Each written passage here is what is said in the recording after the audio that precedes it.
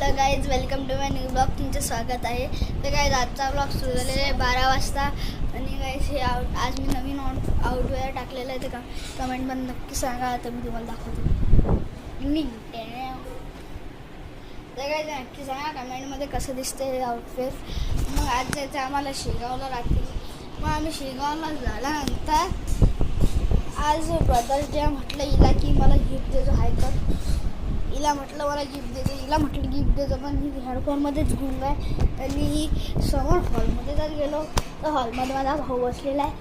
तो Harry Potter बघू राहिला. म्हणजे का रे, लाईट बंद करून बघतो का रे. तर काहीच आहे माझा भाऊ, तो हॅरी पॉटर बघू राहिला. आणि काही दादा आपण माझ्या मम्मीला भेटू. मम्मी काय करू राहिली मग?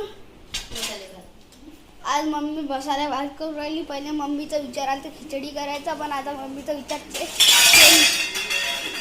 चेंज झालेला आहे. मम्मी म्हणते आता मसाले भात करायचा. आणि आता आपण आलेलो आहे बेडरूममध्ये. आणि आता जर तुम्हाला हा ब्लॉग केला तर नंतर भेटतो शेगावला जाऊच्या टायमाला. डिझिंग गिटार डान्सला लागत काहीच झालेलं आपलं. सॉरी गाईस, मला हे झालं तर म्हणून मला ब्लॉग हे झालं. आणि आता विचारू मला ही काय गिफ्ट आहे. तेव्हा काय देते गिफ्ट? काहीच नाही म्हणून बा. आणि ती सिस्टर याचं गिफ्ट दिलं, रक्षाबंधनचं गिफ्ट दिलं, तर ते आहे म्हणून.